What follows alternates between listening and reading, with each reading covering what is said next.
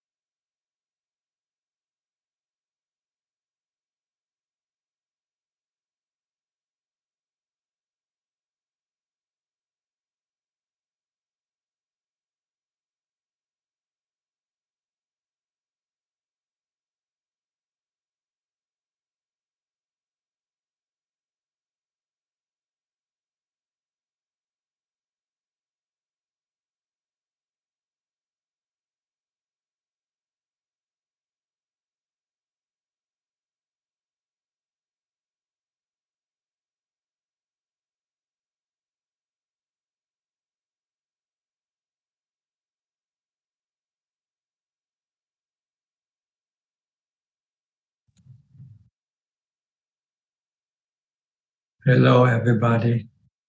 Welcome to another Dhamma meeting where we will discuss the Buddhist practices of charity, morality, and meditation. Everyone who's interested is welcome to join. We shall start with our first participant, which is Felicia Chan from Malaysia. Felicia. Yeah, good evening, Ajaan. Happy to see you that you are getting better. Ajaan, my practice on equanimity progress is good. Awareness and wisdom also remain strong all day long. I have no question at the moment. Thank you, Ajaan. Okay, happy to hear that. Hope you keep up with your practice and maintain a calm and stable mind all the time. Thank you, Lotte. Okay. Next, Alvin from Malaysia. Good evening, Ajaan. I'm just listening. No question at the moment. Thanks. Okay. Thank you. Go to Professor Ken from Switzerland. Good afternoon, Ajaan. How are you? Good? I'm fine, thank you. Saw your photo acting as a temple boy. Okay. Okay, somebody has secretly sent it to me. Yeah, there was the Vesak festival here on Sunday, so I was doing the temple boy. Good. Humility. This is practice of humility. Yeah, that's good. Yeah. So Ajaan, this morning I was reminded of the uncertainty of life when one of my close friends and colleagues who told me that her brother suddenly died last night. He was quite young, 40, has a wife and 3 children, and so I've been spending the day trying to say some comforting things, but it brought home as a reminder the uncertainty and fragility of the body, the life. We tend to think of things as certain, more or less. We never look at it that as being not certain. So it always strikes us as a surprise when something like this happens. It shouldn't be really a surprise if you really look at it as something inevitable. But we don't want to think it in that term, because people define it as being pessimistic, when in fact it's being realistic. Yeah. But anyway, that's what the Buddha wants us to look at: aging, sickness, and death as something natural, something normal. There's something we should not forget.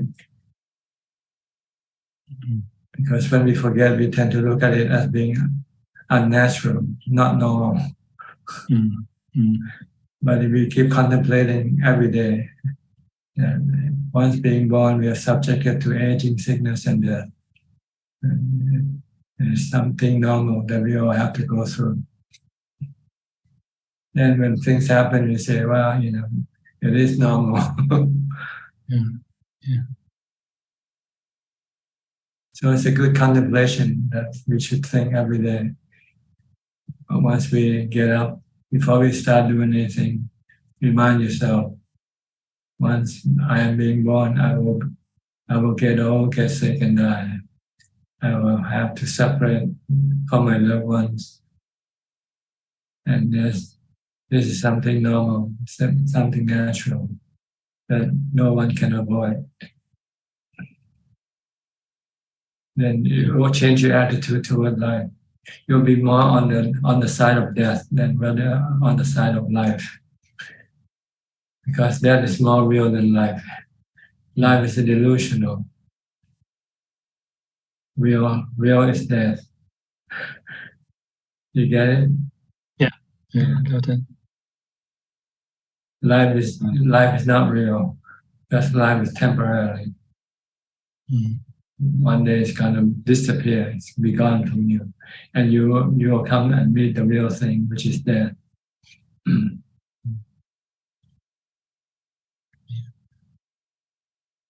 So what did you do with this situation? Well, for me, it was just a reminder for me that this is the reality, and I just tried to comfort my friend. I didn't want to preach the perspective of the Buddhist perspective, but I was able to handle it myself and help. So yeah, it's difficult to teach something like this because people don't want to think about it, don't want to accept it. Yeah, this was a young man who was apparently healthy, and suddenly, and within a few seconds, he was gone. So it's a reminder for me, and a bit of a shock for people around him. So yeah, if they've been studying Buddhism and practicing Buddhism, then this wouldn't come as a surprise. So I think it helped me. The practice helped me to help someone else to handle it. What can you do? Things already happen. Whether you get sad or you get angry or you get depressed, it doesn't change anything, right? Yeah. So it's better just to remain normal. Yeah.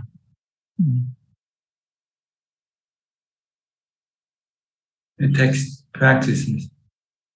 But once you get used to it, then you'll find nothing exciting or anything like that.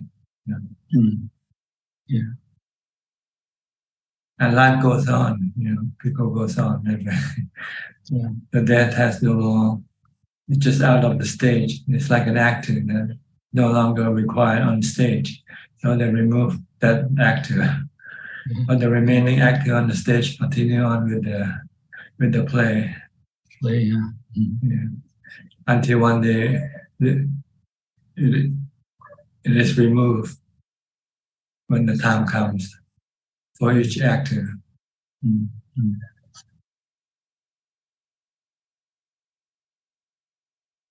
It's good to contemplate. This is anicca. Contemplate on that. It's anicca. It will wake you up from the delusion of life. Yeah.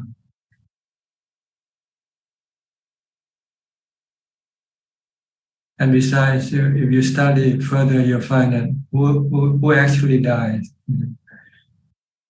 And if you practice, you'll find that you and your body are two separate entities. Your body dies, your body is just your servant. You didn't die with the body. You go on to a next body. If you still have cravings. But if you can stop all your cravings, then you don't go on, you stop. You stop taking rebirth. And once there's no rebirth, there's no aging, sickness, and death. Yeah. That's the goal of Buddhism, is to stop rebirth by stopping our cravings.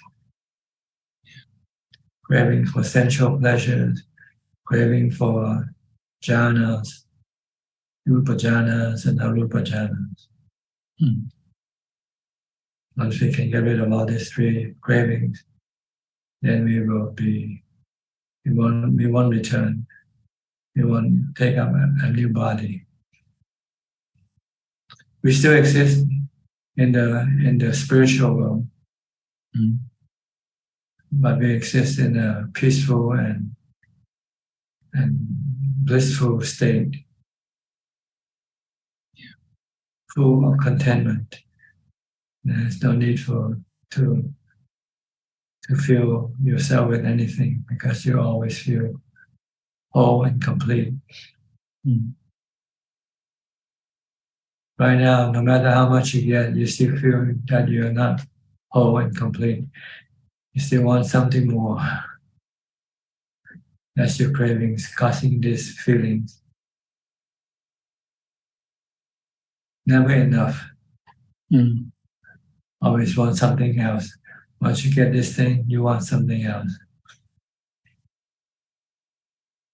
And it keeps going on and on and on until you stop.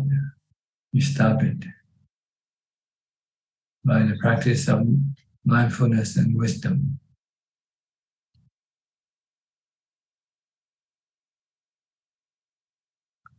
Okay. Thank you very much, Ajaan. You want to add anything else?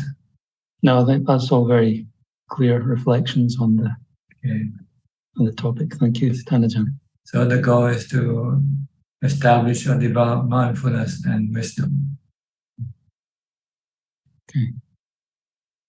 Next, Claudia from Nuremberg, Germany.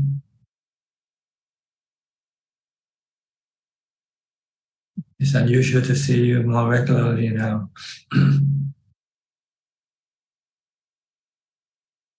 You have to unmute your microphone on the bottom left corner of your screen. Okay. Yeah, but no, I got it. Yeah.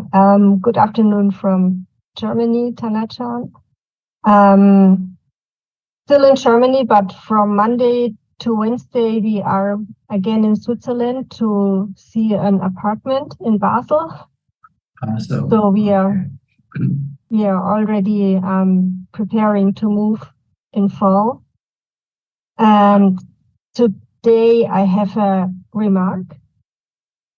So I want to tell you how helpful your teaching is, Ajaan, because yesterday a student in our class freaked completely out. So he's very aggressive and he choked another student when I entered the classroom. So we have a lot of violence already in elementary school. So the students are not older than 10 or 11 years. But I entered the classroom when this student choked another student on the throat. And when I entered the classroom, this aggressive student was throwing with items through the classroom and hit me on the head that I had to go to ambulance. And I realized how much your teaching helps me, because I had a shock. I was diagnosed that I had a shock, but I didn't feel any anger. Of course, my head was in pain, but I didn't feel any anger. And as you always say, I didn't feel any anger, and I felt like going through a thunderstorm. It was, as you always say, like a natural disaster. And I'm so glad about your teaching, Ajaan, because it was very, very helpful to me, and I still didn't get angry. So I took the situation as it was. Most of all, I was glad that my student was not injured. He was outside the classroom. But I also saw the suffering of the aggressive student. He is highly intelligent and maybe he doesn't feel appreciated or not seen, but no anger and nothing. So your teaching is working in my mind and in That's my heart. Very good. That's very good to hear. Mindfulness, maintain mindfulness, and you'll get equanimity and also wisdom to see things as natural happening. Yeah. Work of nature. Yes. Yes. Not under our control. No. No. So I was glad that with your teachings, I was able to keep my mind under control. So I thank you so much for this. Yes, that's very good. That's the hope. That's the purpose of practice. Mind control. Our mind always try to maintain calm and peacefulness. No need to react really. Things happen. Whether you react or not react doesn't change anything. Yeah. That's But true. it changes you. It changes you. If you react negatively, you're hurting yourself. Yeah. It's true. So try not to react. Yeah. I will keep this in my mind and get ready for the next situation that will happen, definitely. Yeah, you have to be imaginative because you don't know what's going to happen. If you can imagine and then you prepare yourself for it, when it happens, it will be easier for you than something that you haven't imagined and it happens. And you might have to improvise. Yeah. Yeah. Yeah. So thank you so much. Okay. Just like I said, the Buddha said, just keep reminding yourself, aging, sickness, and death, separation from the ones you love, and meeting the ones you don't love or don't like. And these are the things that we all have to face. And it's considered to be normal part of life. Yeah. Yeah. And we can use equanimity to pass all this situation. Yeah. Just And remain since the calm. pain on the physical pain on my head, of course I felt it, but it wasn't mixed with the pain of anger, and this was very good. Yeah, you'll find that they're two different things, the physical pain and the mental pain. Yeah. Good. Okay. Anything else? For the moment, no, thank you. Thank you so much. Go to Singapore, Gary. Good evening. Good evening, Ajaan. No questions right now for the moment. Thank you. Okay. Go to Malaysia. Good, Philip. Good evening, Ajaan. Glad to hear that you're sounding better. I don't have any questions tonight. Great to be listening in. Yeah, back to up to being abnormal. Being well is abnormal. Yes. Being sick is normal. Yes. We should look at things like this, then we won't feel bad when things happen. It's normal. Like when nothing happens, then this is abnormal. Yeah. So you're gonna have to wait for things to come back to normal. Wait for the next round when you'll get sick again. Yes. Yes. We have to flip our attitude, our perception toward life. Yeah. Being normal is abnormal. Being abnormal is normal. Yeah.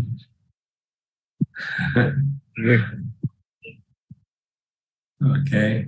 Okay. Good. Man Lee Man from Malaysia. Ajaan, I'm contemplating on death. I went to my uncle's funeral and I saw the corpse. And before he died, he was very worried about money. So when I went to the funeral, I see the corpse and I contemplated on anatta, that whatever worries he has for money is not important because he's not going to have all the money in the coffin. So yeah, and also I also contemplated on my mother.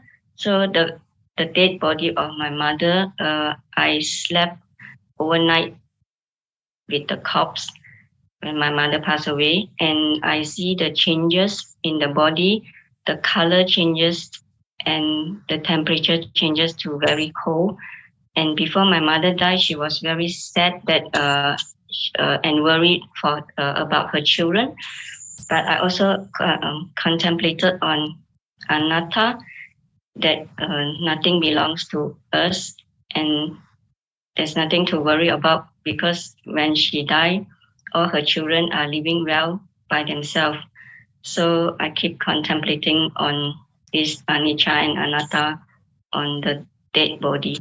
So when any unpleasant thoughts or feeling arises, when I imagine myself as a dead body, this thought and feeling cease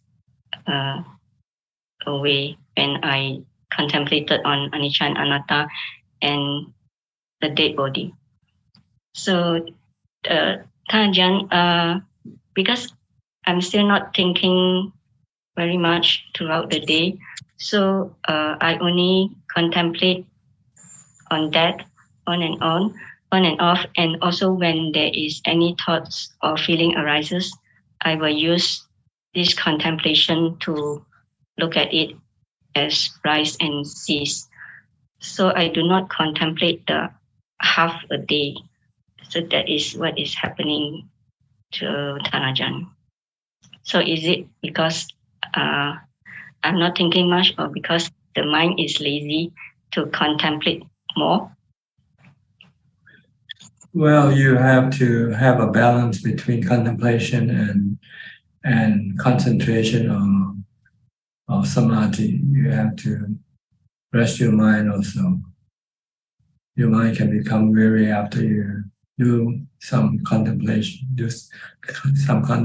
and can become weary and doesn't want to do it anymore. Then you should rest your mind in samadhi, meditation. You should meditate to get your mind back into equanimity. So when you come out of meditation, then your mind will be strengthened, and you will then be able to do more contemplation. It's like the body. You don't work 24 hours a day. After you work for 8 hours, you feel tired. So you go home, you eat, you go to sleep, and then next morning you go back to work again. It's the same way with the mind. The mind has to do both resting and also working on contemplation.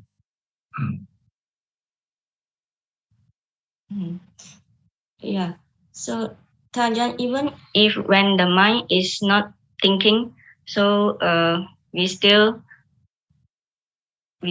train the mind to contemplate more and more. I mean, even if I'm doing other activities like not sitting or not meditating, so do I have to contemplate? Or when there's any thought and feeling arises, then I just note it, and at that moment I contemplate into it and it will cease. So other time when I'm doing other activities, I will not contemplate. Well, see, contemplation, the goal is to maintain this perception of truth in your mind at all times, like aging, sickness, and death, and all the bad things that can happen to you. You want to prepare your mind for things like this. So it depends on whether you feel you have enough of this information stored in your mind and ready to deal with all types of situations. Okay, then I will continue to contemplate, because sometimes the mind just don't want to contemplate. Besides contemplating, just, you also want to test your contemplation, whether it's working or not. By you have to take the examination, take the test on what you have contemplated. You have been contemplating on death. Maybe you should act being dead for one day. Don't eat, don't do anything. Act like a dead body.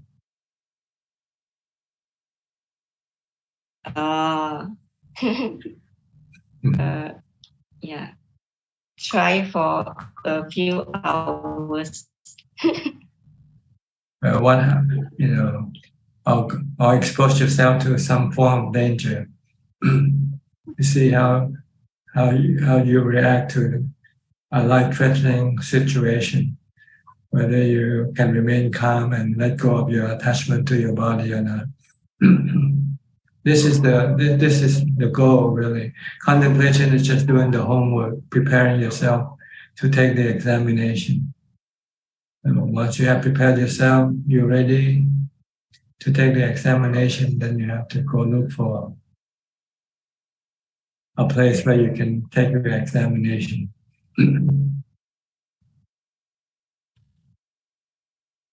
Okay.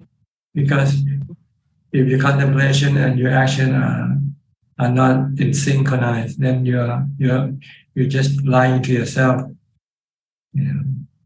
What you think and what you do is not in the same direction. Then this is still not considered to be real. Yes, this is very important to be honest to myself. Yes.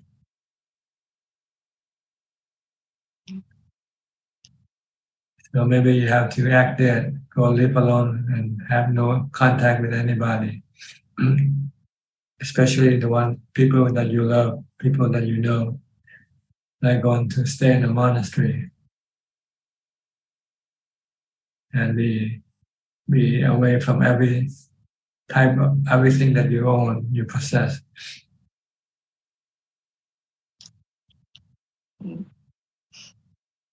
Okay.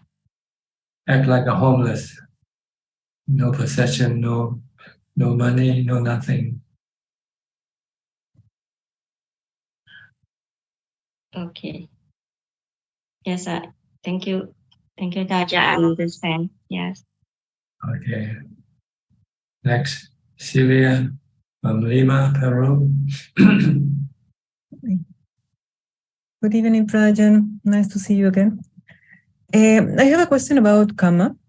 When I recollect about death, I also do the 5 recollections. And when I get to the part of death contemplation, I do this only for calming my mind. I start thinking I have to leave all my material things behind when I die. I have to leave my roles, my responsibilities. And then I started thinking, okay, I also have to leave my strong views and the opinions that I have about things in this life, because I thought that would be useful for me to not hold them so strongly, to lose a little bit the grip that I have on some views that I have and are not really helpful. But then I started thinking that I'm really not that sure that my strong views and opinions actually stay here when I die. But I think that maybe, I don't know, that's my question. If they go as part of our tendencies, as part of our karma to other lives. So I would really appreciate if you could actually clarify a little bit if the strong views and opinions that we have about things in this life, when we die, they stay here, like our material things, or actually we carry them with us, to another life. Yeah, the things that you left behind are the physical things, like your body and your houses and your people that you know. But what you take with you is your mental, everything that is inside you, in your mind, you take with you. Your thoughts, your perception, your memory, your habits, your like and dislike, your cravings, your defilements, or your Dhamma, if you have any Dhamma. Like you have some charity in your heart, or you have morality, you have meditation. This you take with you. What you don't take are just the physical thing that made up with the four elements. Everything that composed of the four elements remain in this world. But anything that is part of the fifth element, which is the knowing element, go with the knowing element. The mind is a knowing element. And so the four namakhandas go with the mind. Vedana, Sanya, Sankhara, Vijnana.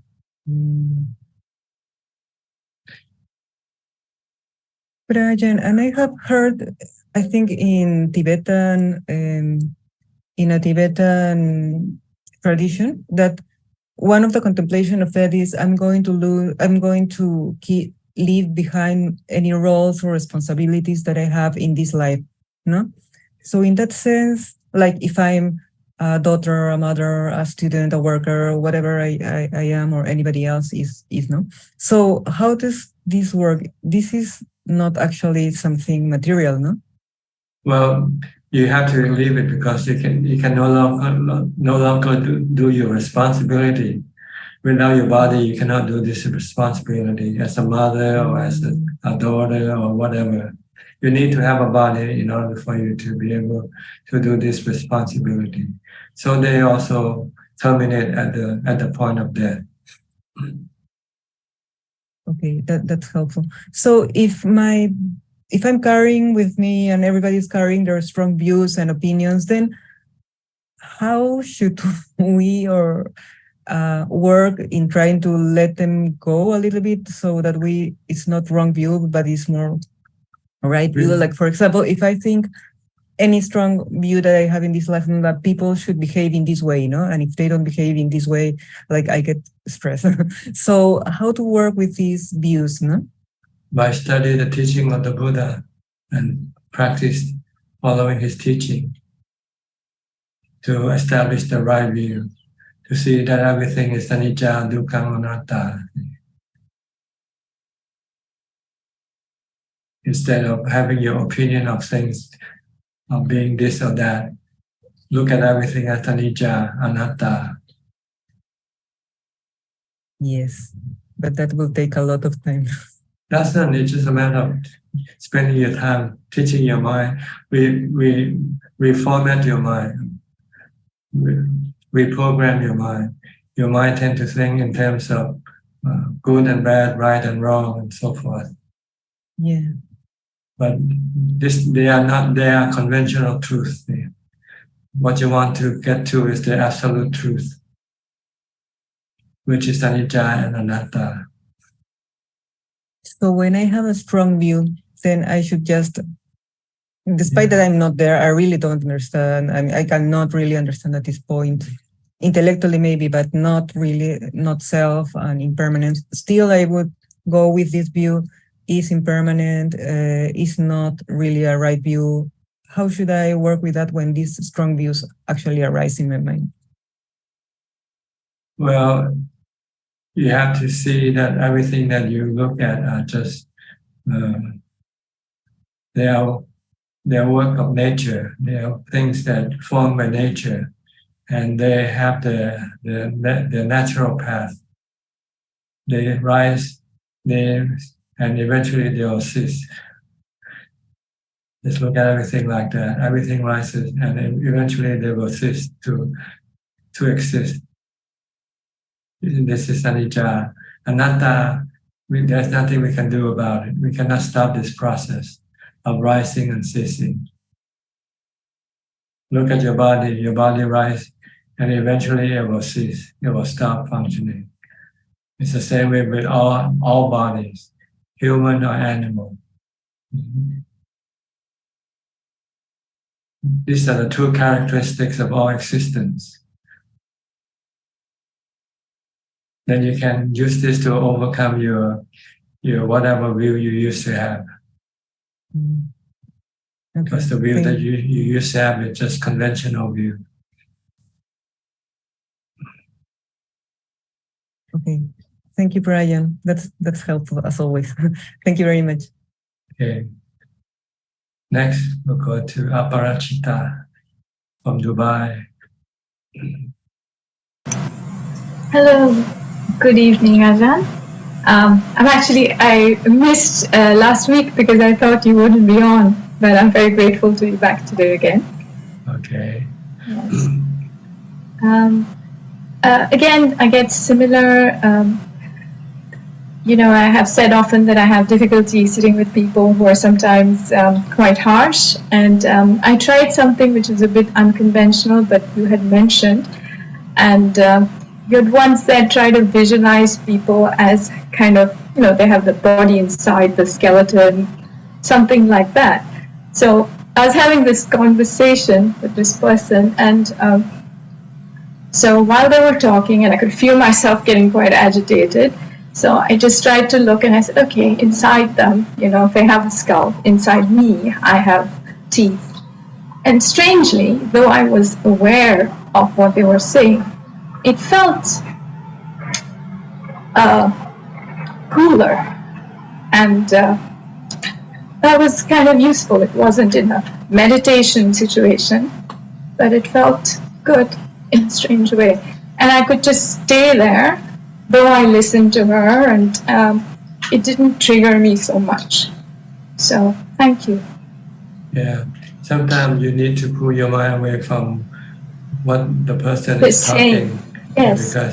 Because when they say something that you don't like, then you can get irritated. Yes. But if you can just pull your mind away and look at the person as a robot, the body is like a robot made up of 32 parts. Yeah. And so when you want to get angry or get anything with a robot, let the robot do its part.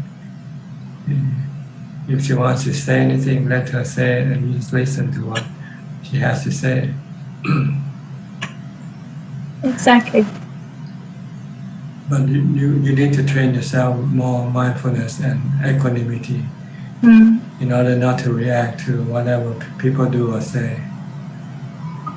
Yes, I realize how those seeds of reaction are so strong in me. I am aware of it, so I do have to practice. Yes, absolutely. Do a lot more meditation. Yes. Still your mind, stop your mind from reacting. So, yeah. Okay? Yes. Thank you so much. You're welcome.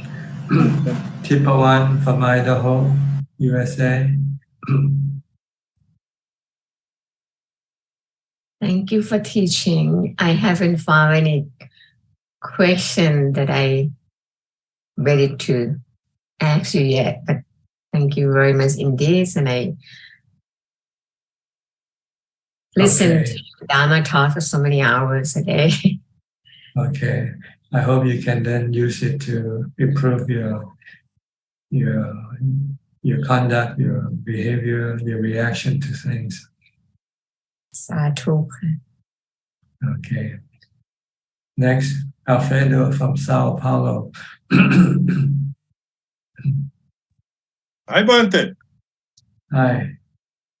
What season is in Brazil now? Is it winter or summer? Autumn. Autumn. I see. Yes, but is looks like winter. Winter.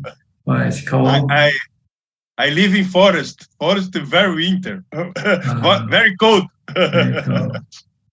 In day sun. At night, very cold. Mm-hmm. What's the lowest temperature now at night?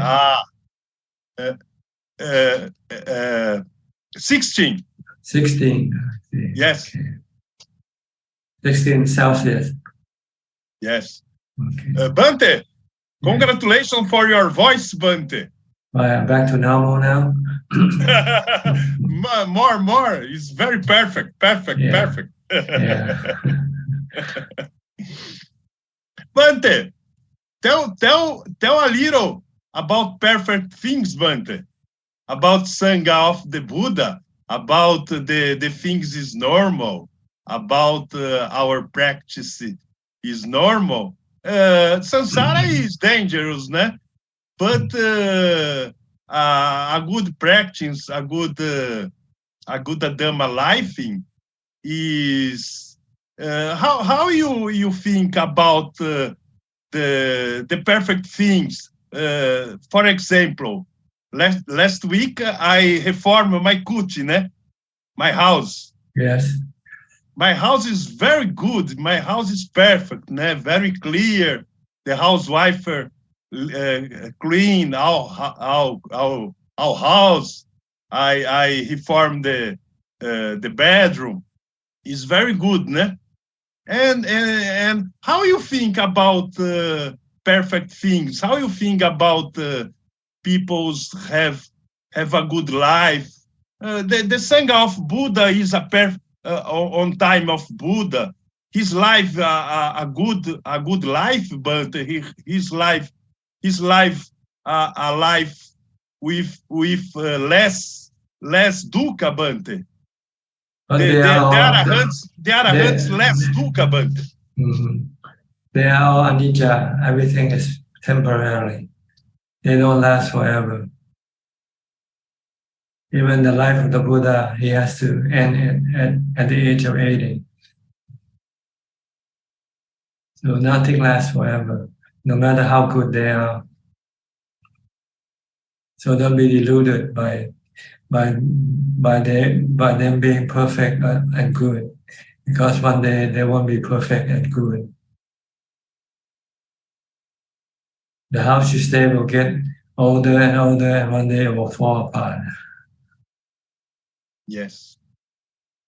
Everything's like that. Everything is temporary. Good for a while, then eventually they will all be destroyed. Yes. So don't be attached to anything. Because when you're attached to them, when you have to lose them, then you will feel bad. You will feel sad. Yes. Okay. Okay, Bante. I don't have craving, Bante, about samadhi and jhana and apanasamadhi and forjhana and upachara samadhi and other words. I don't have craving, Bante. But the practice is in goal, né, Bante? The goal of practice is practicing, né, Bante? Yeah, it's to calm your mind, to make your mind peaceful and happy.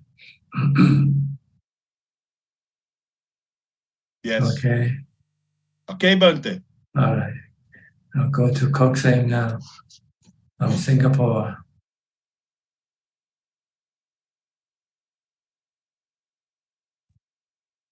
Yeah. Greeting, Ajaan.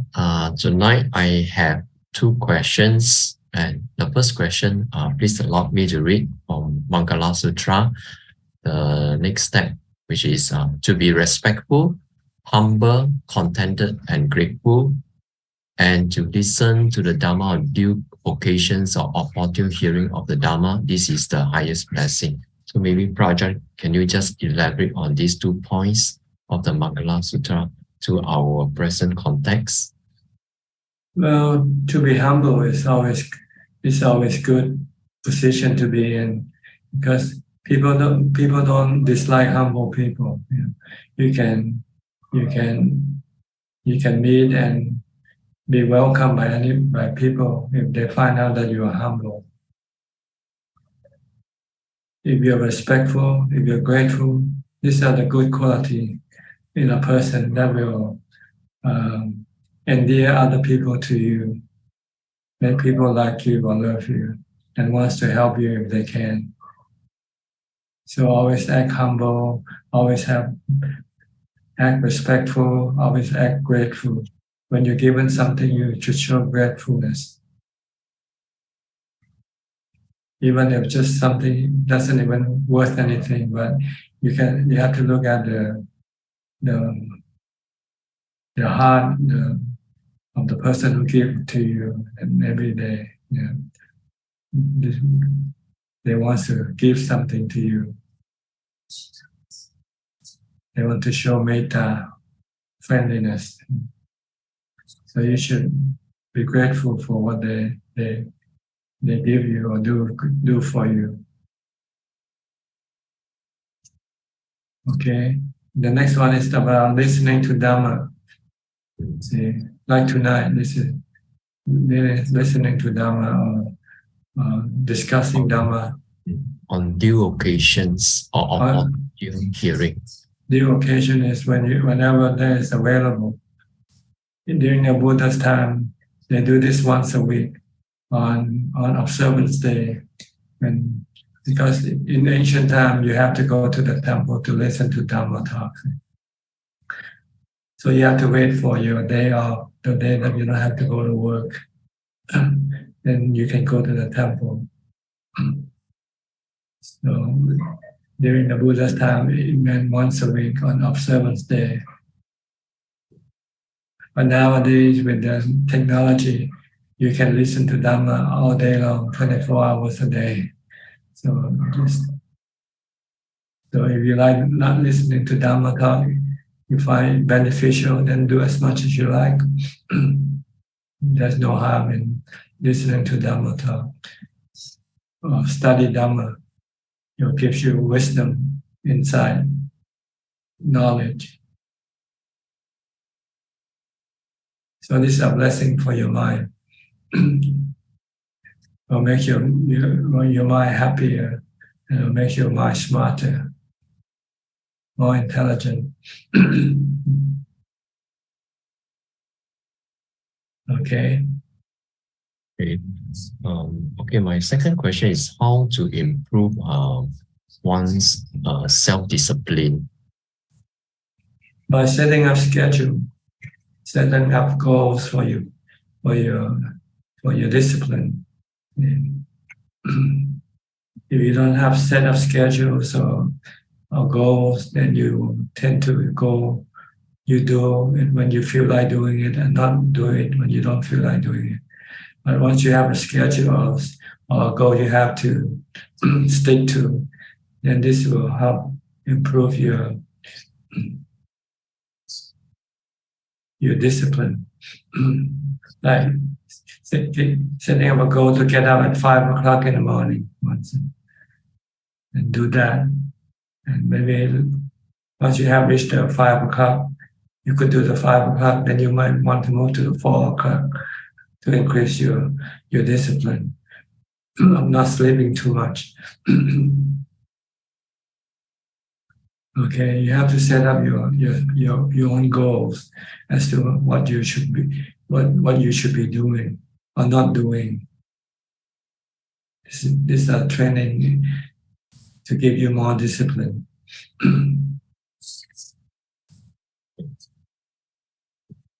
Okay. Yeah. Okay, I will try it out. Thank you, Ajaan. Okay, we'll go to Diana now from Wales. Greetings, Ajaan. I do have one question. I was wondering how bisexual people are viewed and understood. So people that feel that they can love a man or a woman in a romantic context equally. In Buddhism, we don't judge people by what their preferences. We judge them by their morality, their moral action. They're good or bad based on their moral action. If they steal, they cheat, they lie, we consider them to be bad people. If they are kind, they are helpful, they are good people. But as far as their preference, if they like red colors or green color, that's their business. Okay, that's it. These are not good or bad things. They're not values like good or bad. They're just preferences. You like to eat hamburgers, I like to eat noodles, this is not good or bad. Just a preference. Some people. I remember you said once that maybe people in a past life might have been male and then born into a female body, and then they have a preference for male, or the other way around. or both. Some people like both sexes. Some people like to have more variety, I guess. Thank you. That's really interesting, because I think we're more judgmental and moralistic, maybe. But as far as sexual behavior in Buddhism is concerned, you have to be faithful to only one partner at a time. That's the I think the third precept, to abstain from sexual misconduct, infidelity. You should be faithful to your partner, or you only have one partner at a time anyway, at least one at a time. If you give up one, then you can get a new one. This is in order to reduce any conflict between partners. And causing pain. Yeah, causing pain and suffering on other people. That's all. Thank you very much. Okay. Is that all for now? I think so. Okay. Next, be Ravin from Bangkok. Hi, good evening, Prajan. Yeah, Prajan, I have a question. It's regarding jhana. I understand you mentioned earlier that jhana is also considered craving, but I can't seem to see how that is, because I mean, when I contemplate the body, I can see it's impermanent. When I contemplate the 32 parts, I can sometimes see a supa. I know that it's eventually it will not become ours. But when I come out of samadhi and I'm very peaceful, I feel the benefits of, being peaceful is something that is really good. So maybe could Ajaan explain how is it eventually becomes a craving, like craving for rupa and arupa jhanas? Like you said, when you enjoy something, you want more of it, right? That's craving, see. So you want to meditate again, right? Yes. Okay, that's craving for jhana already. Whatever jhana you have reached, that's what you will crave for. I see. But this jhana, the pleasure you get from jhana or from sensual objects, they are anicca and anatta, and they can cause you dukkha. So you have to stop all your cravings if you want to get rid of your dukkha. You have to give up your craving for sensual pleasures, craving for rupa jhanas, and craving for arupa jhana. There are different forms of happiness. Sensual pleasure is one form of happiness. Rupa jhana is another form of happiness. And arupa jhana is also another form of happiness. If you used to have rupa jhanas, if you're reborn, then in your next life you'll go after rupa jhanas. You become a monk or become a meditator, and you don't care for a family life or anything like that. That's why we have different type of people in this world. People have family, and some people don't like to have family. They like to live alone. They like to meditate. They like contemplative life, meditative life. That's because their past life they have been doing this. So they want to continue on with whatever they used to have, to what they used to enjoy. But all these three types of pleasure are considered to be dukkha causing, can cause you dukkha because they are not something reliable. Sometimes you can get them, sometimes you don't get them. When you don't get them, then you feel sad.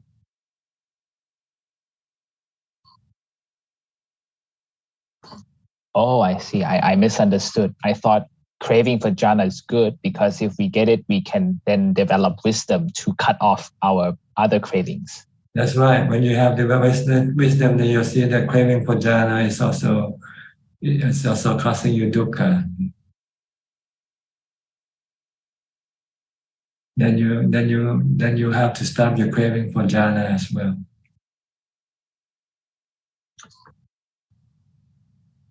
Oh, I see. Because I notice when I sit down to meditate, I will sometimes have a desire to get peaceful. And then when I achieve it, I become bliss. I feel, calm and can forget about all the bodily sensations. So I thought that was good craving to have. That's true, but then when you develop more wisdom, you start to see that even this jhana, which is good to you, can also cause you dukkha when you cannot have them. When you want them and you cannot have them, then it can cause you dukkha also. So you start to see that jhana are just like sensual objects. They are temporary, they are anicca, they are anatta, not under your control. If you don't want to have any dukkha, then you don't want to have to rely on them to make you happy. So you have to keep the habit. Like you keep the habit with cigarette, with alcohol, with watching YouTube. Now you become attached to jhana. You have to keep this habit also to free your mind from suffering. But maybe this is a little bit far away for you now. So right now, don't worry about giving up jhanas. Right now, trying to get to jhana first. And then develop wisdom. Then you will see that even jhanas, they are temporary type of happiness, which can cause you dukkha when you lose it.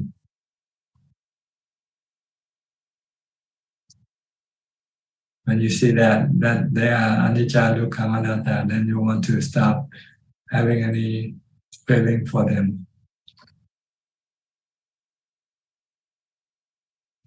Okay. So they are part of the three realms of existence that bind us to rebirth. Rebirth.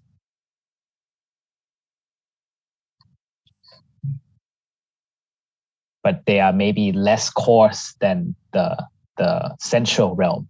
That's right. They're more subtle. They're more refined. Understood, Prajan. So the key is to first try to get as much concentration, then try to use wisdom to focus on the body first, and then go step by step. Well, you need to have wisdom to be able to get rid of your craving, all three types of cravings.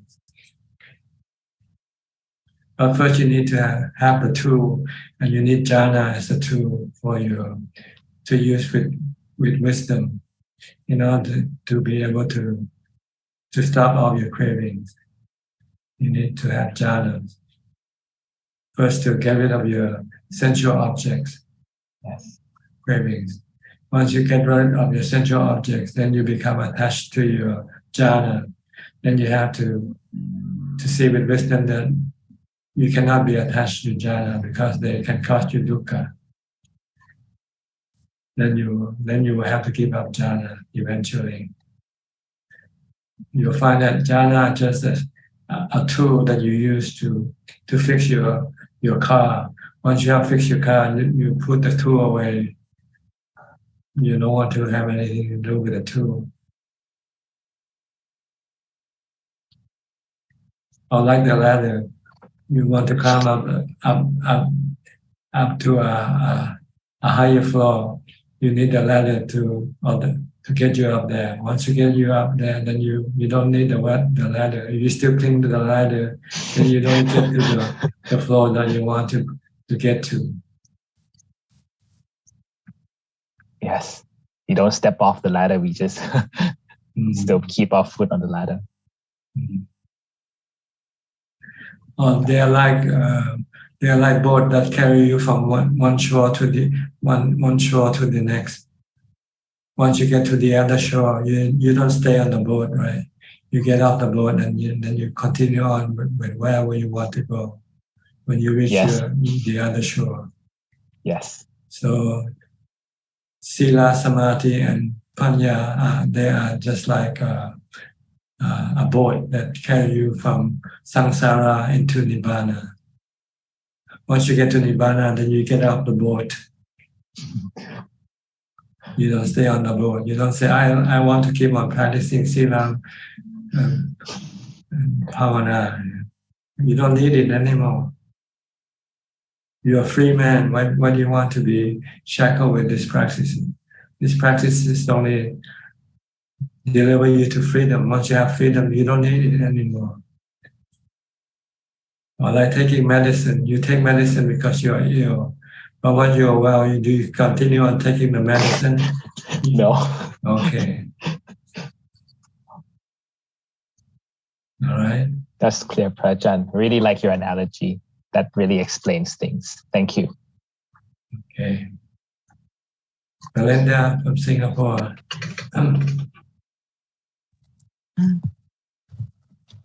Ajaan,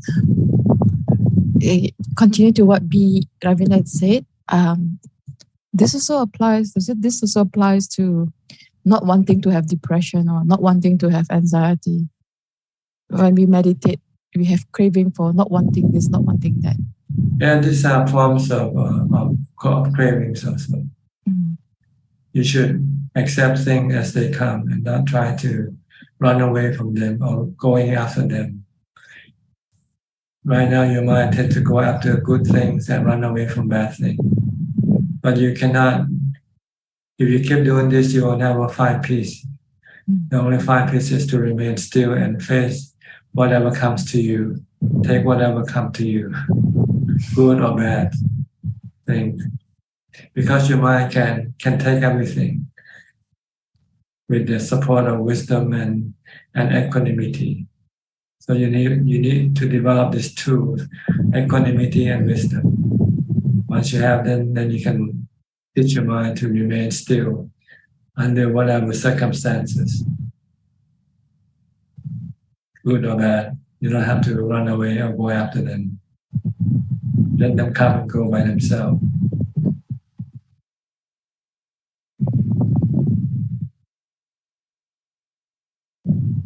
Take the good time and take also the bad time. Don't discriminate.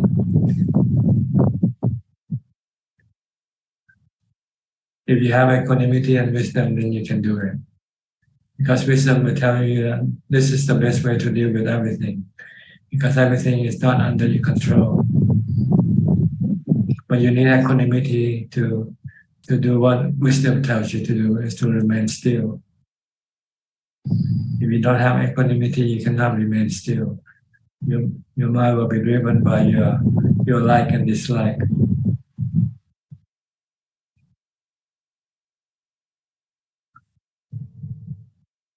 So practice meditation to get equanimity and contemplate on anicca, dukkha, anatta.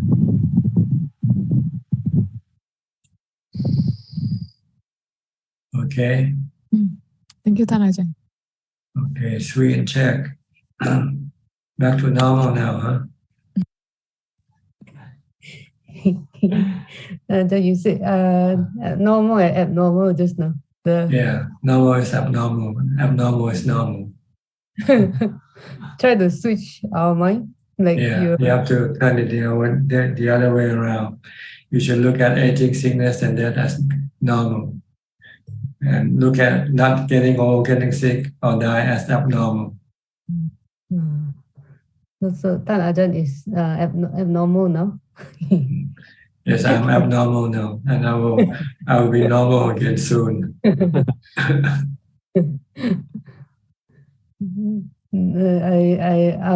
I love the analogies too, Ajaan. When the one that you just give to B. Ravin about the ladder one and the boat and the medicine. Yeah. I never heard the ladder one before. That's new to me. The ladder is the path, see? The path and the fruit. See? You have to get on the path to get to the fruit. Yeah. Like you want to pick up the fruit from a tree, a high tree, you need a ladder to climb up to the fruit. Yeah. To pick up your fruit. Once you get your fruit, then you come down off the ladder. Oh. You don't stay on the ladder forever.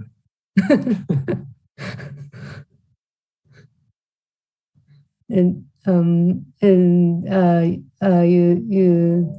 talked to Belinda about not discriminating just now. Like we can take it good or bad, right? I don't like. That's right.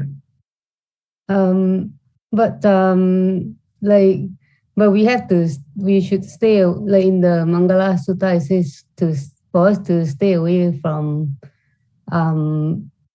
bad people, I guess, like people who are bad influences or not don't keep their sila, or like bad like not good influence. We stay away. If you can, but if you cannot, then you just have to stay with them. Okay. If you can, just go. If you can, but if you cannot, what do? Then you just have to learn to live with them. That's all. We are speaking on the different level, the level in which there's nothing you can do about. Like when you get sick, can you run away from it? No. Okay, then you have to learn to live with it, right? Yes. Like Prajan, like I know, like for of course for me, like if I can stay away, that's good. Like because I'm still learning on the path. But like for Prajan, like you don't have to stay away, right? You'll be okay with anybody, right? Ajahn, like the good or bad people is like. If you have no choice, you know what I mean. If you have a choice, you can always make that choice. There's nothing to, if you can make the choice, then you can make the choice. But if you have no choice, then you just have to take it. Take whatever is given to you. So you still try to not like for me, I still try not to discriminate, Ajahn, like good or bad people, right? Like try to stay like. Well, ultimately, you want to be able to take things as they come. Okay. Because you never know what's going to happen. One day you'll be forced to face a situation in which you cannot run away from. What can you do? Oh, okay.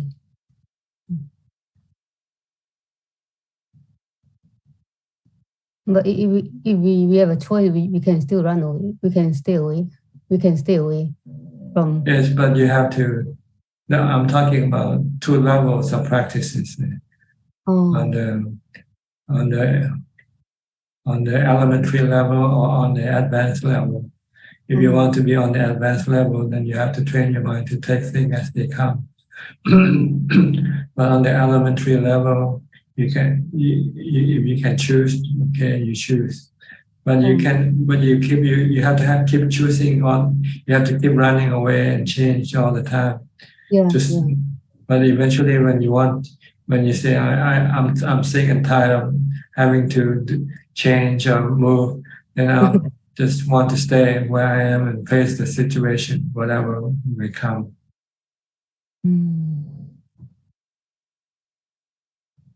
So Dhamma sometimes is being taught on different levels. So when you read them and you can get confused. On one level you can choose, on another level you should not choose. Yeah.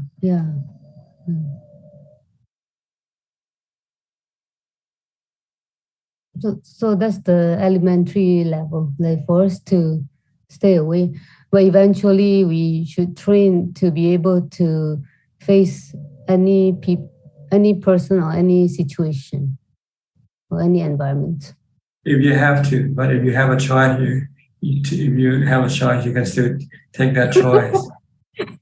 Okay. But I'm talking about when you cannot have a choice, then you just have to learn to live with that situation, whether people or things or whatever happened, circumstances.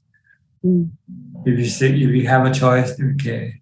Like if I get sick and the doctor say you have to have a surgery or something to get rid of your sickness, yeah, I have a choice whether I want to take it or not. See. Oh. But there are situations that say the doctor say there's nothing you can do. You got stage 4 cancer. Then you just have to take it, because there's no choice for you to take it. Yeah. So you should learn to be able to do both. To take a choice when you can, and to face when you cannot have a choice.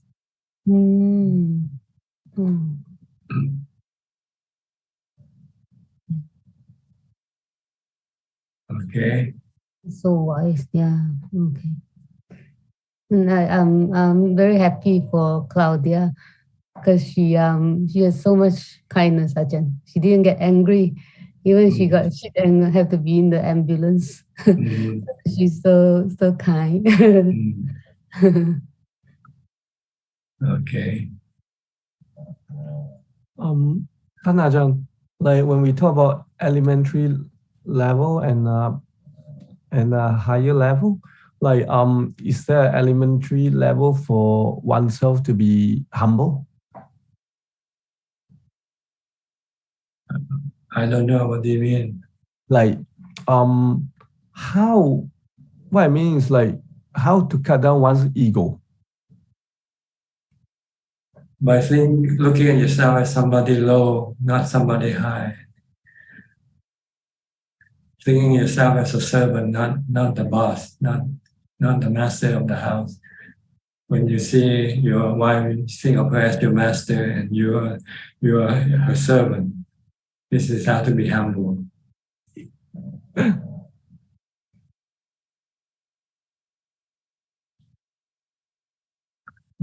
That is like, I guess that is the elementary level. But for enlightened being, is that because they see the body as like 32 parts element? I don't know. I haven't thought about this humility as being advanced or elementary. Maybe there's no level here.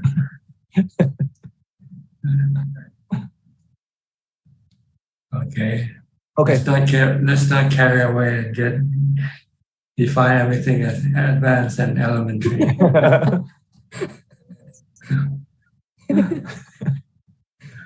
Let's take things one step at a time. Okay?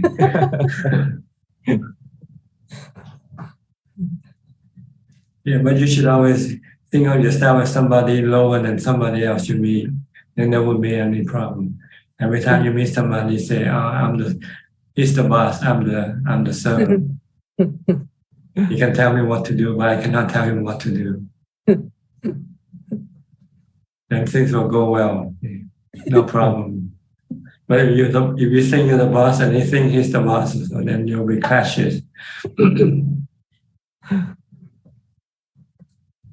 So it's good to think yourself as a servant. Then you can meet anybody and have no problem with them. And we don't have to worry about, we have been taken advantage by somebody, and well, if you're a servant, you just have you're born to be taken advantages of.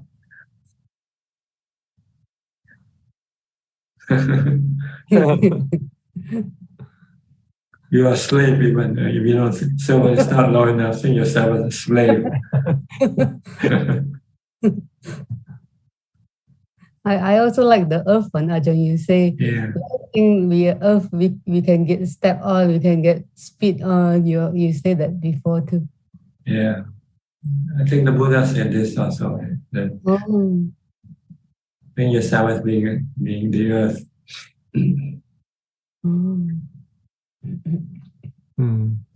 So what preparation of the mind that we have to do up to that level? Is it equanimity that help us to think this way? No, you can think right now. You don't and try to put it into practice, that's all.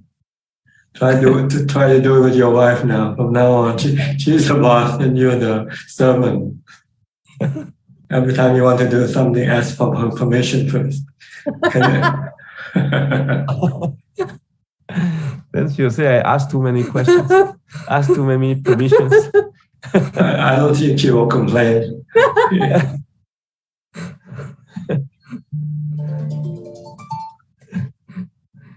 It's not good for me. I think the same thing. Then we are both slave and servant. Yeah, both. If you feel both slave, then there will be no clashes. Yeah. If he wants to be the boss, let him be the boss. If he wants to be the servant, let him be the servant. Don't be the boss. You can switch role. Okay. You can be flexible. Yeah, you just taught us to be flexible just now. Like if you have a choice, you can be flexible with the choice, or if there's no choice. Yeah, so be flexible. Yeah. Okay. Okay, thank you, Ajahn. Thank you, Ajahn. All right. Next, Evie from Indonesia. You've been away. Did COVID get to you? No, Ajahn. Sometimes I want to join but cannot. I think the connection, maybe. So I cannot join the Zoom. Just watching. Yeah. You have a different background today. What happened? You fixed your house? No, I am in my room. In different setting. Yeah, because in Indonesia, I feel it's so hot. The weather is so hot. So I cannot sit in outside. Usually I sit outside. So I think this few months so hot. So I just sit in room. Have aircon. Just the sensual pleasure, Ajahn. Yeah. Okay. I want to ask. I think the equanimity is not permanent. Is that true? Not what? Not permanent. Not permanent. No, it's not permanent. But you can make it permanent. Once you have permanent, your mind becomes nibbana. Nibbana is permanent equanimity. So people with jhana have equanimity, but I think the equanimity is still can disappear. Yes, you become jhana for a while, the equanimity can disappear. And in our daily life, I think the people with jhana has the equanimity in the habit in life. But yes, they still can retain some equanimity. But I think the equanimity, maybe with our problem in life, the equanimity can sometimes it's disappear, and the people will become like old habit, no compassion, just come back with the old style before have equanimity. Is that true, Ajahn? Because I feel now I'm like not before like have the comfortable. Now I feel my emotion is not stable. So I think the equanimity is not permanent. For you, but for some other people, they can make it permanent. like the Buddha. Yeah, maybe. Depends on the practice. So I want to go to retreat in this Tuesday. I go to retreat for 5 days to practice. Practice mindfulness and meditation. You'll get more equanimity. Yeah. Yeah, Ajahn. Okay.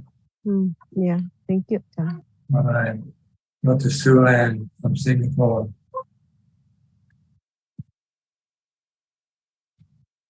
Oh, hello, Ajahn. Nice to see you again today.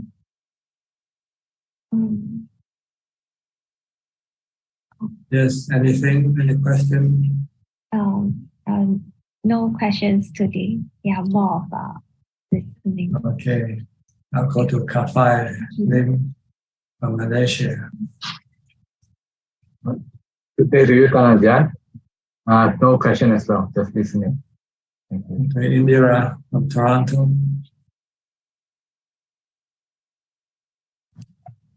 So nice to see you, Ajahn. Good to see you too. I thought that you were not coming last Tuesday, so I had an appointment. I was not there, but I watched the whole thing later. And I have to tell you something. I just want to say thank you. So much gratitude, because since I joined this question and answer, and not only my questions or Pial's questions, but learned so much from everybody's questions, like answered lots of questions I had in my mind too. So grateful to you. The most important thing that I learned from you was the equanimity that you feel when you're meditating, but like when you come out, sometimes you're so agitated and you don't have that same mind state. So since you taught and you explained, I've been practicing that so much in daily life, and it's helping me so much. So I just want to say thank you. And I also have one question. Now you said when we leave, we know that we don't take our possessions with us, but the material things, but the knowing part of our mind we take with us.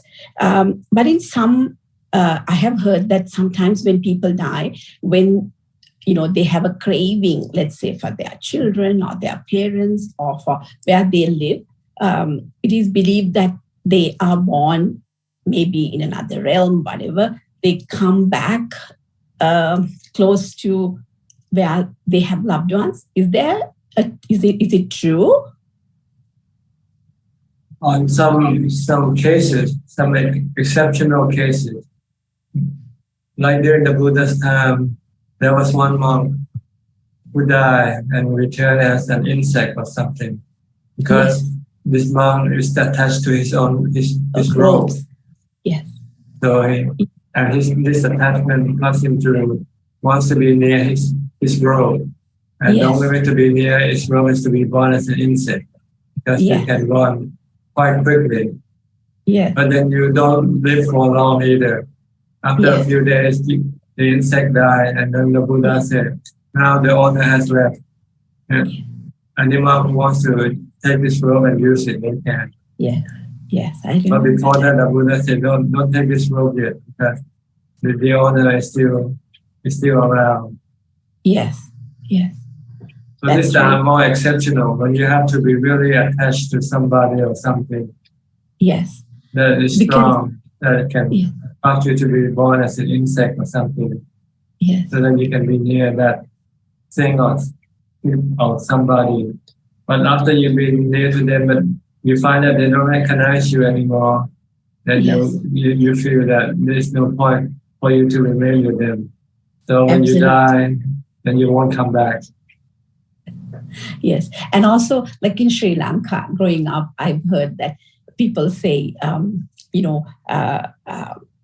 that's one reason they say on 7th day they give alms and transfer merits, because they say some people, they're so attached, they can, like I said, a different realm, like in a Bhuta realm, or the Pretalem realm, they can, things like that also. It's possible. The only realm that can receive merits from us is the Preta realm. Yes. The other realms that somehow are not able to receive our merit. Yes. So it is only to the giver. When you do something good, anyway, that goodness is with you. So unless they are at a place, like you said, in a Pretatma, they cannot. Because Petanang Upakapati, they say, if you are in a Pretatma, that you can receive that merit. That's right. Okay, all right. Thank you, Ajaan. Thank you so much. You're welcome. So nice to see you. Okay. Go to Christine Koe from Penang. Wait, I think PL is back. Go to PL first. Christine, you have to wait. Sorry. It's all right. Go ahead. Hi, Ajaan, Sadhu, nice seeing you. Yes. Can you see? Good, can you hear me? Yes, perfectly. Okay. I think there was an earlier question. I just want to tailgate on that question.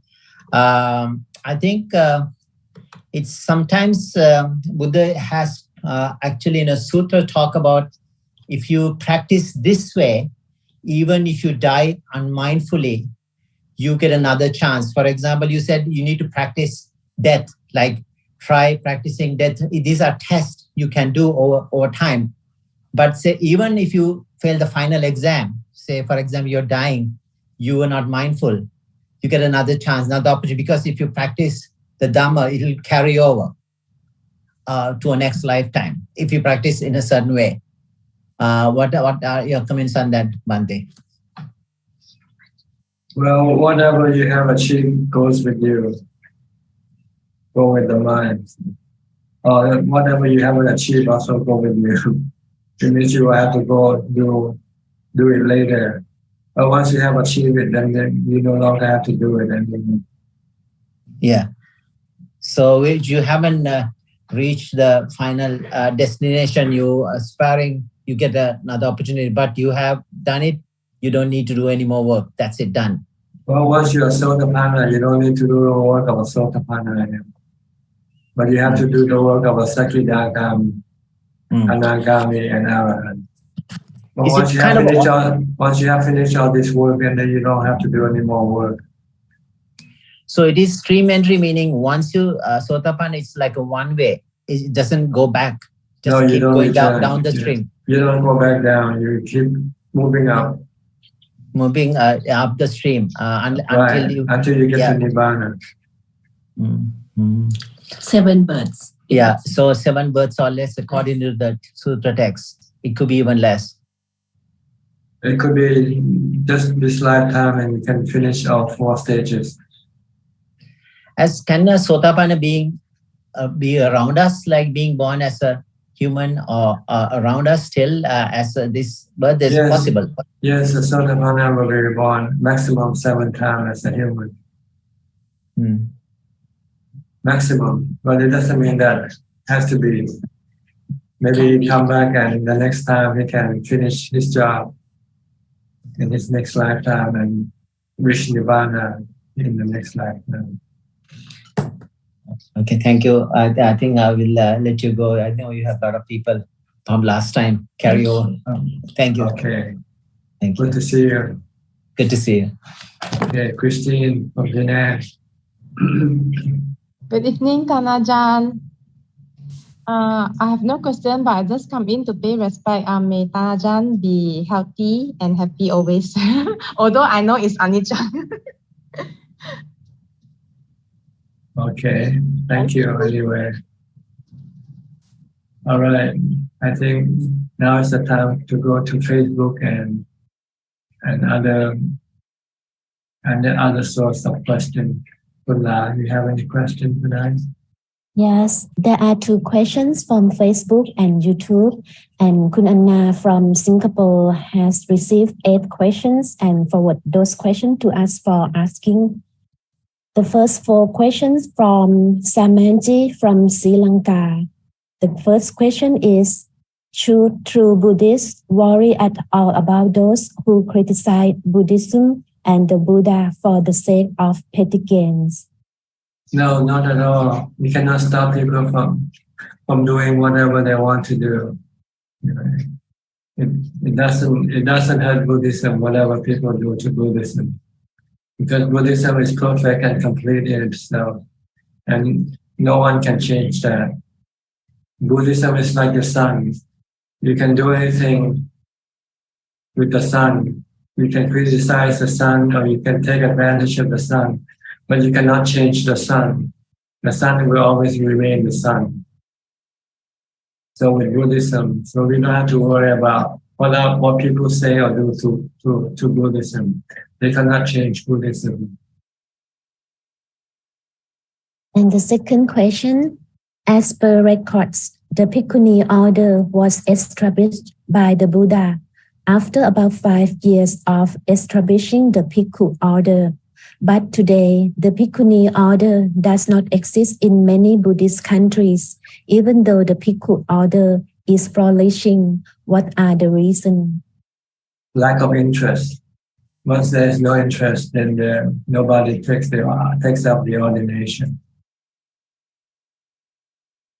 The third question, as I have read Paticca Samutpada, or dependent origination, consists 12 links, namely ignorance or avijja, activities or sankhara, rebirth consciousness or vijnana, mind and body or namarupa, the 6 senses or salayatana, 6 senses contact or phassa, feelings or vedana, cravings or tanha, grabbing or upadana, karma or brava, future birth or jati, old age and death or jara malana. Could you explain in simple language the 12 links and how one follows the other? Well, this is how the mind of unenlightened mind works. Unenlightened mind is being controlled by ignorance or avijja. Avijja means not knowing where the real happiness is. So it thinks that happiness is through sensual objects. So it sends its thought toward the sensual organs first, toward the body, by sending vijnana, which is the connector that connects the mind with the body. So once the vijnana connects to the 5 sensual organs, the eyes, ears, nose, tongue, and body, it can receive the sensual objects when they come into contact with the sensual organs. And once there is contact and the mind is capable of receiving this sensual object, then there will become feeling. Feeling will arise once there is contact with sensual objects and the sensual organs. When you see something, you will start to have feelings, good feeling or bad feeling, depending on what you see. If you see something you like, you have good feelings. If you see something you don't like, you have bad feelings. Same way with the other organs, the other sensual objects. And when you have feelings, you have cravings. If it's good, if the object you like gives you good feelings, you want more of it. If it's bad, it gives you bad feelings, then you want to get rid of it. See? So this follow feeling is craving. And once you have craving, then you have attachment to what you crave for. And once you have attachment, then you keep continuing to have this state of going after this thing that you crave for, that you are attached to. But once the body dies, then you have to go take rebirth to get a new body in order to continue with your quest for sensual objects. So this is how rebirth comes about. This is the 12 dependent origination or something like that. This is my take on it anyway. I hope you can understand. Next. And the fourth questions, how would you define Buddhism and why did you get attracted to Buddhism? Well, Buddhism is the teaching of the Buddha who taught the way, who teaches the way to get rid of mental suffering, all forms of mental suffering, such as stress, anxiety, fear, sadness, discontent. This could be gotten rid of by following the teaching of the Buddha. So what's the second one, the second question? Why did you get attracted to Buddhism? Because I want to get rid of my stress, my mental suffering. Once I start reading the Buddha's teaching and realize that the Buddha knows the way of how to get rid of all the mental suffering, and I start to study and then start to apply what I have learned in my practice. And I start to see that my mental suffering start to decrease and eventually no longer exist in my mind. Next questions from Dan Davids from Australia. What are Ajaan's views on the use of caffeine by meditators? If you're sleepy and you want to use caffeine to stay awake, then this is wrong. Yeah. The way to get rid of your sleepiness is to eat less. Not taking caffeine. Because once you take caffeine, you become addicted to caffeine. So you have to have caffeine in order to stay awake.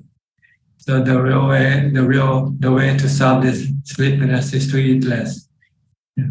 Like keeping the 8 precepts, you want to practice meditation. Or eat once a day. And if you find that eating once a day still makes you sleepy, then you should eat every other day. Eventually, you can solve this problem of sleepiness. Sleepiness is the result of eating too much. Right? When you have a good meal, what you want to do next? Go to sleep, right? After you finish the meal. You don't feel like meditating. Okay, next. Next question from Chani Sam from Toronto, Canada. When we are living in the same house with other family members and their bad behavior and their wrong decisions directly affect us, what can we do, especially when it's our children or the spouse and they are not stopping their bad habits, such as using substances or alcohol, and we have to deal with it on a daily basis? It's very hard to stay calm and not be affected by it. Thank you. Well, you just have to accept them for what they are, because you cannot change them. The problem is you have stress because you want to change them. You want them to be what you want them to be, but they are not what you want them to be. They're like fruits, You cannot change fruits, right? If you're given apples, you say, "Oh, I don't want apples. I want bananas." You cannot get bananas from apples. When you give an apples, you just have to accept apples. So it's the same way with your children and your husband. They are like this, and you cannot change them. So you just have to learn to accept them for what they are, and then you won't feel any stress. And the next two questions from Erna from Indonesia. The first question is, I want to practice meditation, but I can't find a teacher. How to find a teacher for women practitioner? Go to the monasteries or temples. First, you can study by going online and studies. Look for a teacher online first. Ajaan, or the Ajaan in the Thai forest tradition. You have to search. You have to do a research. Or ask people, if you don't know, ask somebody who might know to recommend you where to go. Like if you want to, you can ask Felicia Chan. Felicia Chan, she comes to Thailand regularly to go to practice in a monastery. And second question from Erna is how to become an arahant. You have to practice morality, charity, morality, and mental development. Next questions from Eli Hassan. Dear Ajaan, friends from Maiden is asking if Ajaan will have a schedule of alms round or Pindapat on this Friday and Saturday, since they are now in Bangkok, thinking to proceed to Pattaya for doing dana, if Ajaan will be available and be there as usual place to accepting, etc. Yes, unless I'm dead or I'm sick, you know. But if I'm abnormal, I'll be there. If I'm normal, I won't be there. And next questions from Sochit Chim.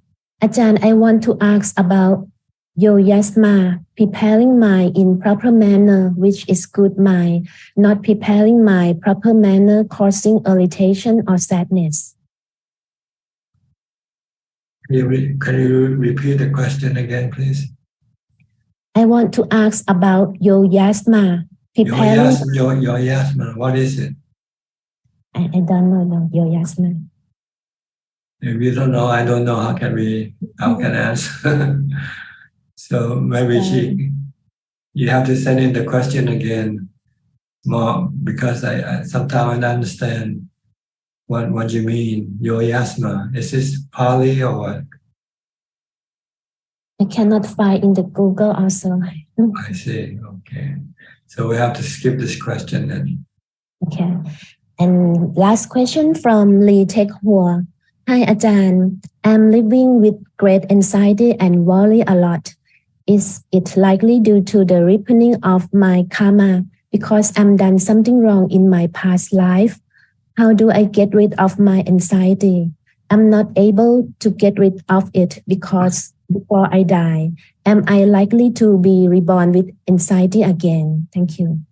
Yeah, anxiety is caused by your not knowing what the future is. So you have to study the future. And the future is that you will get old, get sick, and die. Keep studying this, and then you can get rid of your anxiety. Because why be anxious? Eventually, you're gonna lose everything anyway when you die. So keep contemplating on that. Keep contemplating on aging, sickness, and death, and separation from the ones you love. Then you can help get rid of your anxiety. This is all, Ajaan. Okay. Kokseng, you raise your hand. Yes, Ajaan, I have two questions like to clarify. The first question is the Buddha mentions something about human rebirth as very rare, and he used the analogy of blind turtle swimming in the big ocean, and this blind turtle only come to the surface of the ocean once in 100 years, and the human rebirth is this turtle rise from ocean once in 100 years, and the hit a raft of sticks. So when I heard this many years ago, I have some doubts. So maybe Ajaan, you can help to clarify my doubts about what the Buddha mentioned about the chances of the probability of a human rebirth. Well, to be born as a human being, you have to have a father and a mother, right? And human beings are not as many as other population animals. There are more animals population than human population. And human and animal reproduce many offspring at one time, while human usually can only produce one offspring one at a time. So this is the reason why it's difficult to be born a human, and it's much easier to be born as a fish or insects or something, which they are usually born in mass. You know, but I think this is what it means by the being born as human being is harder. It's like trying to get into MIT and Harvard. It's not easy to get into because there are so many people who wants to get there, and so they have to take examination and they pick the best. Same way with taking a human birth, you have to wait a long queue because humans don't produce as many as animals do. Okay. So is the human the reproduction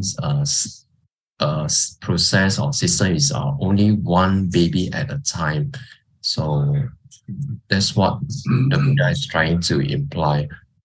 Yes, generally speaking, during the Buddha's time, there's no artificial insemination. Yeah. Okay. But then again, there was no contraception also during the Buddha's time. Nowadays, maybe it's even harder to be born because there's so many contraception. People don't want to have babies anyway, right? Yes. Yeah, birth rate is falling. Yeah. So it's even getting harder and harder to be reborn as a human being. Okay, my second question is trigger from what I think what Prajan you mentioned to Kwandiman a few months back, and that, about hitting the jackpot, and that is getting to know the Buddha's teaching in this lifetime. So my question is in the next birth that we are born, if we are still reborn as a human being, we may not come across the teachings of the Buddha again. So maybe Prajan, you can clarify this stuff. Is it really that our next birth we may not even hear the Dharma anymore, even though we may bring into our next birth the memory of the Dharma, some of the teachings that we heard, some of the suttas and so on? Yes, because the lifespan of this Buddhism is only 5,000 years, and it has already passed the midpoint. So there's only about less than 2,500 years left for this. 2003 to 2004. Okay. So before you can return as a human, it might take more than a few thousand years, because you might have to be born as animals, insects, or whatever, due to the bad karma that you might have done. Or if you have done good karma, you might be in heaven for a long time before you can be born. And when you're ready to take human birth, you might have to stand in line, queue, waiting for a father and mother to produce a baby for you to possess. So it's really, it's not possible to say because this is something, some people might be lucky and they die today and they might take a human birth maybe next year, who knows? This is a matter of mathematical statistic. Some people might take a longer time to reborn, and some take lesser time. But we don't know, see. So we should assume that it will take a longer time for us to reborn as human, in order for us to take advantage of the Buddhism that we have now, rather than trying to kick the bucket down the road and say, "Oh, I'll wait until next life and study Buddhism. Right now, I want to enjoy my money or my family or whatever." You don't want to take on the path yet. So this will somehow might stop you from thinking like this, because it's not guaranteed that in your next lifetime you will meet Buddhism again. And it might take a long time before you can ever come across the Buddha's teaching again. A future Buddha, maybe not this Buddha. And a future Buddha will take a long time before he can appear in this world. And is it true that the future Buddha will appear again after this present Buddha Gautama Buddha's teaching has disappeared, and there will be long periods of so-called no Dharma teaching, and they call it the dark period before the next Buddha appears? That's right. Just like during the time of our Buddha, he was living in the dark period until he became enlightened himself. And so dark period actually, what does it? Is it referring to the human realms being very cruel, very dark? It actually means no Dhamma teaching. The Dhamma teaching is considered to be like the light of the sun. So when there's no Dhamma teaching, it's like there's no sun, so there's no light. So no one knows good or bad, right or wrong.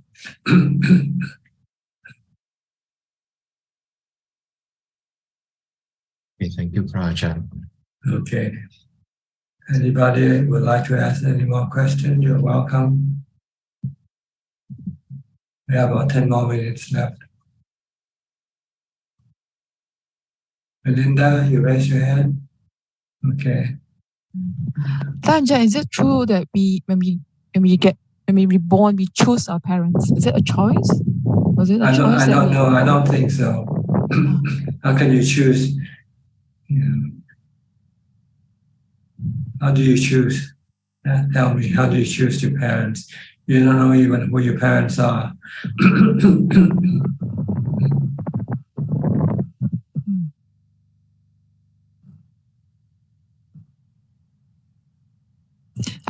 I have one meditation experience many years back when I first did a Vipassana retreat at Goenka teacher's site. And there's some form of regression, and I felt that through the experience, I felt that I make that choice to help, come back to help. And then later I heard from Mahayana teaching, Mahayana tradition, they say we choose our parents. So then I don't know. I'm not sure. But you have to go ask them. I didn't say that. So I don't know. Is it a Buddhist teaching, or is this the Buddha's teaching, or is it in the Sutta? If I just say we don't know, then I think we just leave it as we don't know. Is it, Ajaan? Yeah, better that way. I don't know. You don't know. So let's forget about it. Yes. Okay. Thank you, Ajaan. Try to do things that we know, like morality, charity, and meditation. Yeah. This is more important than worrying about who your parents will be next time. No, because reason why I asked this, it was like a reaction to like the situation. If I can choose my parent next time, I'll choose a king to be my parent. Sorry? If I can choose my parent next time, I'll choose a king to be my parent. Sorry, I didn't get you. Choose a king to be my parent. King. Is somebody that we attach to, then we born to that person? Is it, Ajaan? Is it something like karmic connection? Don't speculate. Let's forget about it. Okay, I'll go to Alvin. Alvin is waiting. Alvin, your turn. Yeah, Ajaan. It's just, I don't know whether this question is relevant. Yeah, so in a way, just now you're talking about dark period. If somebody have achieved Sotapanna, say this lifetime, can we safely say that before the 5,000 years end, the person would be enlightened? Because if once you are Sotapanna, you have light in yourself. You have your battery operated flashlight, so you don't need the light of the sun. Oh, okay. So during the dark period, you can still be enlightened, right? After because you have the Dhamma already established in your mind. See? You know the Four Noble Truths, you know the three characteristics of existence. So you don't need the light of Dhamma. from the Buddha to guide you, because you already have the light. Okay. So if I continue practicing now, until you become a Sotapanna, then you have entered the stream. So once you have entered the stream will take you to Nibbana automatically. Even after the 5,000 years. Even in the dark. Once you're in the stream, you don't have to worry. The stream will take you there automatically. But you would not be able to teach even though during that dark period. I mean, when you achieve enlightenment during the dark period, you would not be able to teach, right? I don't see why not. If somebody asks you something about the Four Noble Truths, I don't think why you cannot teach. Okay. But isn't it the Dhamma supposed to be non-existent during the dark period? You mean the external Dhamma, the Dhamma that you study from other people. But if there are still arahant, it means if there are still noble disciples, then it means there's still Dhamma light. Okay. Thanks. Okay. Thank you. So Sotapanna, he can teach the level of Sotapanna. And once he becomes an arahant, he can teach the level of arahant. It means he's extending the life of Buddhism another lifetime longer, another generation longer. So we could say that during the dark period, there is no fully enlightened one, but the Dhamma is still there, carried by these people who has reached Sotapanna. Right. Well, we don't want to speak in absolute terms because there are some exceptions. Right? There might still be a few Sotapannas around left. For the most part, there's no Dhamma externally being taught anywhere anymore. But there might be sporadic enlightened person around who can still teach Dhamma, but not in an established way like the Buddha have established. All right, very clear, Dhanajan. Thank you. Okay, Indira. Okay, Indira, your turn.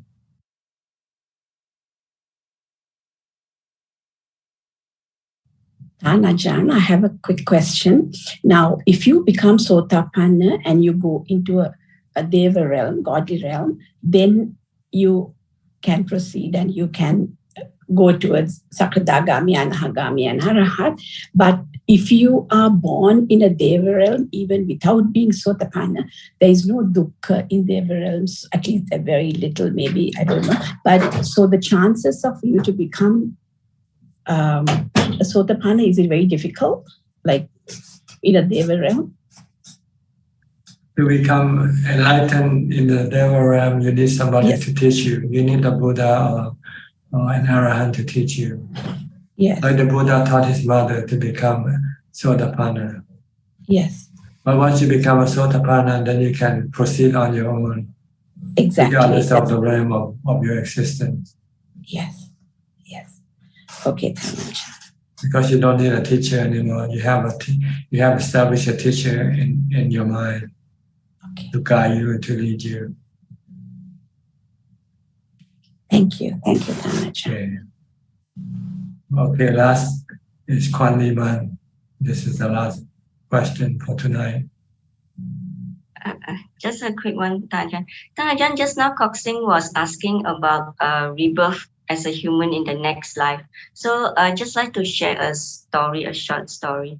So last time when I was meditating, in one of my sitting, I experienced, I was a Mahayana monk like that in the Chinese temple. So I was laughing at another monk in the shrine hall. So after that, the next moment I saw was I was reborn as animal, monkey, lion, tiger, all the animals flip in like a show like that.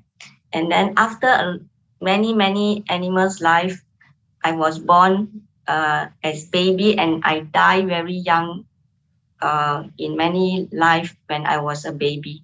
So it is very uncertain whether we can still receive Dharma in the next life. Yeah, I'm not sure how true this experience is, but this is what I saw. Like when we did a mystic, we can lead us to rebirth in animals, frame, or even die as a baby.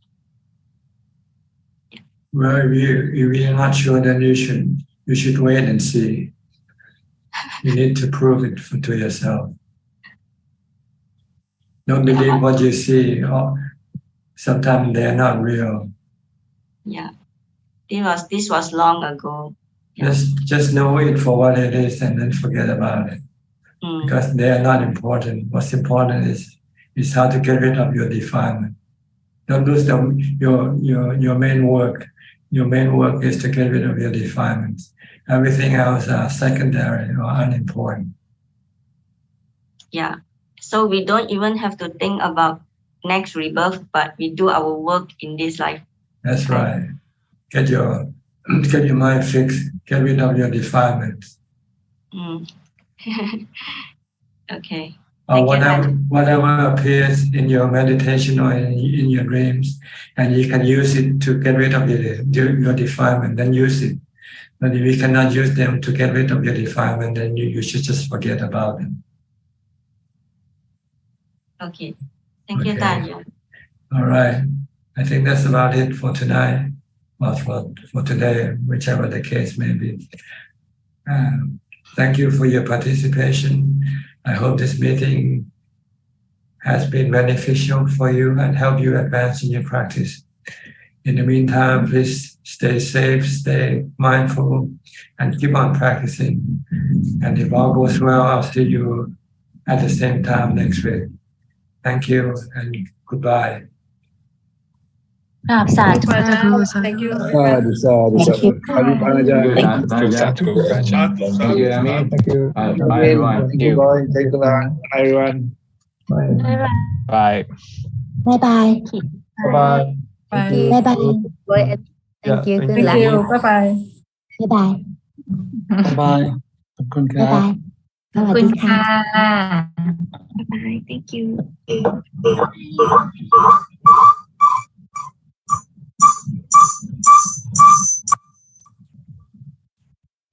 เดี๋ยวนะคะหมดยัง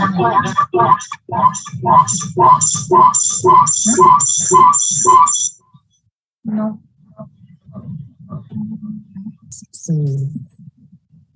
โอเค Channel admin YouTube admin control YouTube stream เฮ้ย